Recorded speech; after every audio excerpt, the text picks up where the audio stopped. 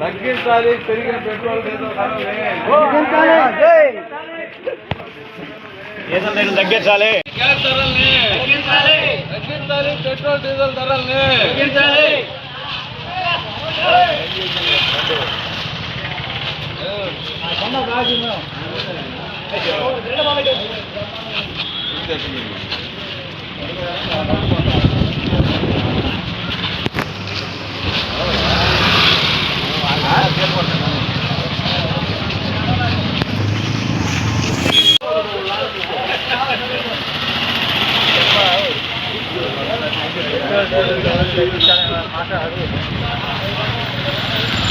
తగ్గించాలి పెరిగిన petrol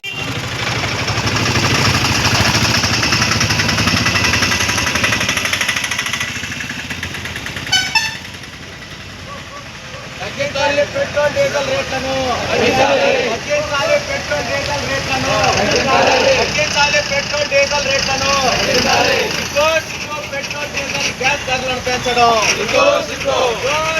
petrol diesel gas ధరలను పెంచడం అందించాలి కేంద్ర ప్రభుత్వ వైఖరి కేంద్ర ప్రభుత్వ వైఖరి తగ్గించాలి పెట్రోల్ డీజిల్ గ్యాస్ ధరలను తగ్గించాలి పెట్రోల్ డీజిల్ గ్యాస్ ధరలను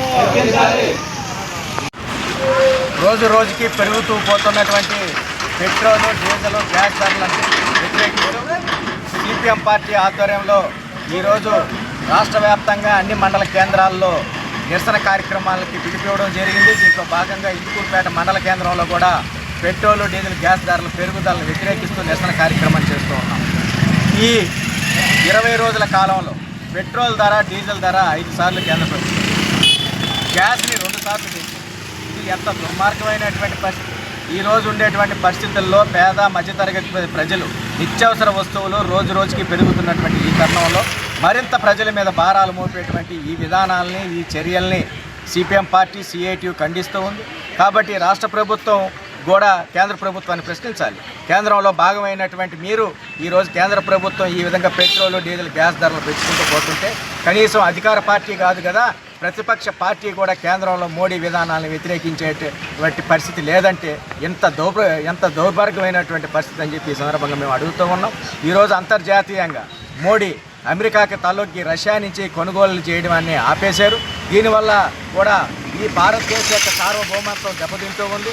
మోడీ అమెరికాకి కాళ్ళకి తలొగ్గుతూ వాళ్ళ విధానాలకి వాళ్ళ చెప్పులు దుడుచుకుంటూ ఈరోజు ఈ దేశ ప్రజల్ని అమెరికాకి తాకట్టు పెడుతూ ఉన్నాడు. ఇది దుర్మార్గమైనటువంటి చర్య. కాబట్టి ఈ ఆయిల్ కంపెనీల యొక్క దోపిడీని, అదేవిధంగా గ్యాస్ ధరలను పెట్రోల్ డీజిల్ ధరలు తగ్గించాలని, ప్రజల మీద భారాలు మోపే విధానాన్ని విడనాడాలని ఈరోజు ఈ నిరసన కార్యక్రమం తెలియజేస్తూ ఉన్నాం.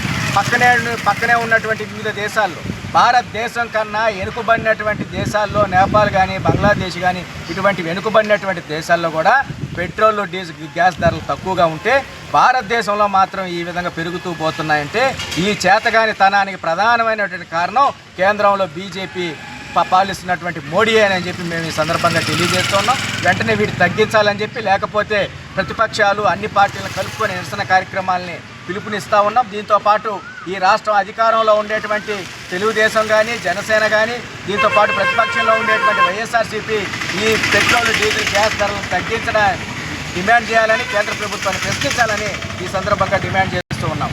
టీవీవి ప్రసాద్, సిఐటియు నెల్లూరు జిల్లా అధ్యక్షుడు.